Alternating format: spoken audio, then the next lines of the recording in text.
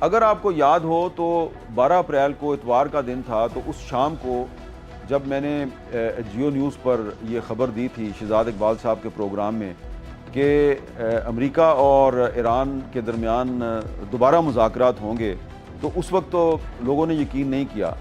اب تو ٹرمپ صاحب کہہ رہے ہیں کہ ہو سکتا ہے میں بھی معاہدے پہ دستخط کے لیے پاکستان چلا جاؤں۔ میں نے آپ کو پوری بیک گراؤنڈ بتائی ہے کہ یہ جو اتنا بڑا بریک تھرو ہوا ہے، اس بریک تھرو کے پیچھے سٹوری کیا ہے، اور یہ ٹرمپ کی کیا مجبوری تھی، اور ایران نے کیوں پاکستان پر اعتماد کیا۔ اور اب بہت سے لوگ یہ پوچھتے ہیں جی کہ پاکستان نے اتنا بڑا کام کر دیا ہے، اب اس کا پاکستان کو فائدہ کیا ہوگا؟ پاکستان کو بہت فائدہ ہے۔ ایران میں اگر امن ہوگا، استحکام ہوگا، تو اس کا پاکستان کو فائدہ ہی فائدہ ہے۔ ایران جو ہے وہ ہمارا ایک برادر اسلامی ملک ہے، اور ایران کا بارڈر جو ہے وہ صرف پاکستان کے ساتھ نہیں لگتا، ایران کا بارڈر افغانستان کے ساتھ بھی لگتا ہے۔ اور اگر پاکستان جو ہے وہ ایران اور امریکہ کے درمیان معاملات طے کروا سکتا ہے، تو کل کو ایران کچھ دیگر ممالک کے ساتھ مل کے پاکستان اور افغانستان کے معاملات بھی ٹھیک کروا سکتا ہے۔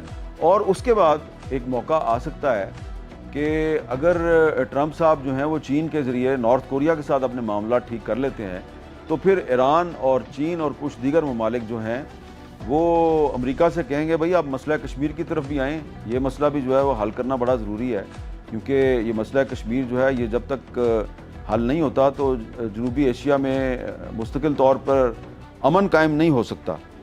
سب سے زیادہ پاکستان کو فائدہ یہ ہے کہ ایران میں اگر پیس اینڈ سیکیورٹی ہوگی تو پاکستان کے اندر جو گڑبڑ بھارت اور اسرائیل کی انٹیلیجنس ایجنسیاں پھیلا رہی ہیں، وہ سازشیں جو ہیں وہ آگے نہیں بڑھیں گی، اور ان سازشوں کو ناکام بنانا آسان ہو جائے گا۔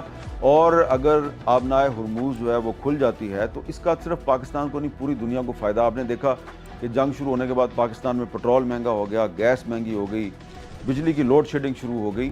تو یہ تمام معاملات جو ہیں یہ طے ہو جائیں گے اگر امریکہ اور ایران کے درمیان معاملات بھی طے ہو جاتے ہیں۔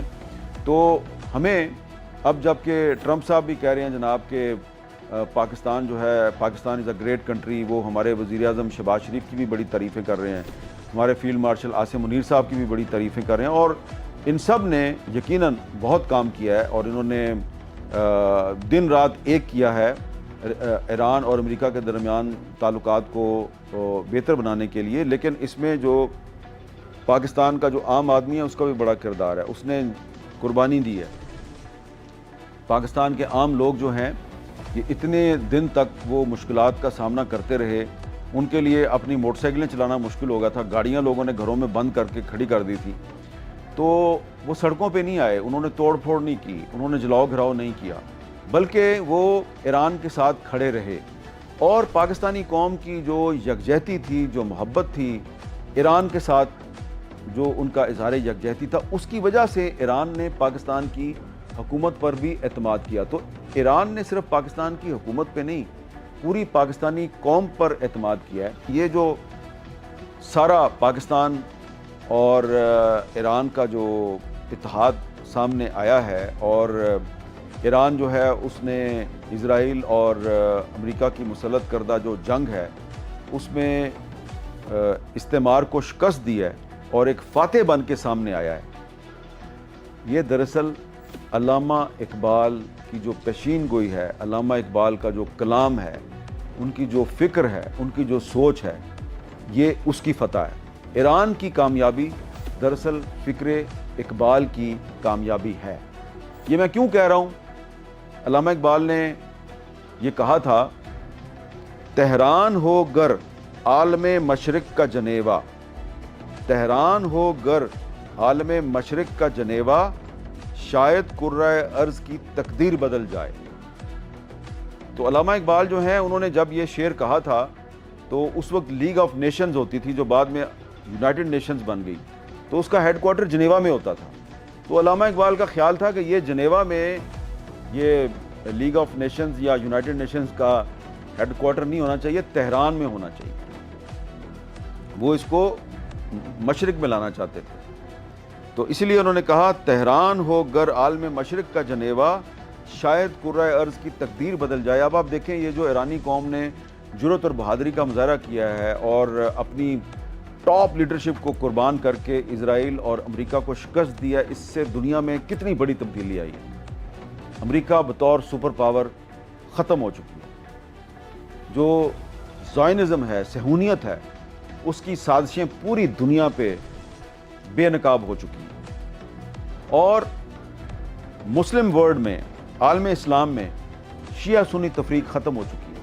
ابھی بھی اگر کچھ لوگ جو ہیں وہ شیعہ سنی اختلاف کو بھڑکانے کی کوشش کر رہے ہیں تو یاد رکھیے یہ صہیونی ایجنٹ ہیں، یہ زائنسٹ ایجنٹ ہیں۔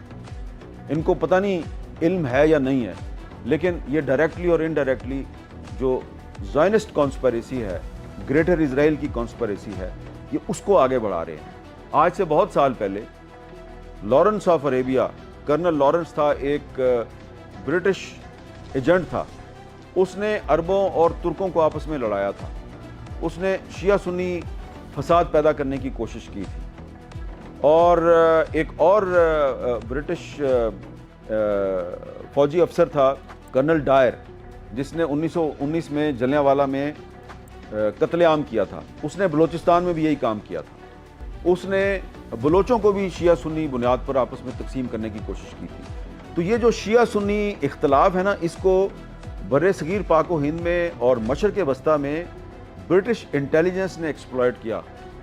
تو آج اگر ایران جو ہے اس نے پاکستان اور دیگر مسلم ممالک کے جو عوام ہیں ان کی مدد سے اسرائیل اور امریکہ مشترکہ قوت ہے اس کو شکست دے دی ہے، تو یہ دراصل اس نے استعمار کو شکست دی ہے، شیعہ سنی فساد پھیلانے والوں کو شکست دی ہے۔ تو یہ جو شیعہ سنی تفریق ہے یہ ختم ہو چکی ہے۔ ابھی بھی اگر یہ کہیں پہ باقی ہے، اور مجھے پتہ ہے ٹاپ لیول پہ کہیں نہ کہیں ابھی یہ تھوڑی سی ہے باقی، اس کو جو بھی ایکسپلائٹ کرتا ہے نا پاکستان کے اندر یا کہیں پر بھی پاکستان سے باہر، وہ زائنسٹ ایجنٹ ہے۔ تو علامہ اقبال جو ہیں وہ نہ اپنے آپ کو شیعہ کہتے تھے نہ سنی کہتے تھے، اپنے آپ کو ایک عام سا مسلمان سمجھتے تھے۔ قائد اعظم محمد علی جناح اپنے آپ کو نہ شیعہ کہتے تھے نہ سنی کہتے تھے، ایک عام سا مسلمان سمجھتے تھے۔ تو جو ایران کی اسرائیل اور امریکہ پہ فتح ہے، یہ تمام مسلمانوں کی فتح ہے، اور یہ ہے تبدیلی جو کہ علامہ اقبال نے بہت سال پہلے دیکھ لی تھی۔ تو اب ہمیں علامہ اقبال کی جو فکر ہے، ان کا فلسفہ ہے، اس کو سامنے رکھ کے آگے بڑھنا ہے۔ اور یہ جو پاکستان کو ایک بہت بڑی کامیابی ملی ہے، پوری دنیا میں پاکستان زندہ باد کے نعرے لگائے جا رہے ہیں، تو یہ جو پاکستان کی جو انٹرنیشنل لیول پہ جو امپورٹنس ہے، اب اس کو ہم نے بہت ہی حکمت کے ساتھ استعمال کرنا ہے مسئلہ کشمیر کے حل کے لیے، کیونکہ علامہ اقبال نے کشمیر کو ایران صغیر قرار دیا تھا۔ کیسے؟ علامہ اقبال نے کشمیر کو ایران صغیر قرار دیا تھا۔ وہ کشمیر کو بھی ایک دوسرا ایران سمجھتے تھے، کیونکہ ان کا خیال تھا کہ کشمیری بھی اسی طرح بہادر اور خوبصورت لوگ ہیں جس طرح ایرانی ہیں۔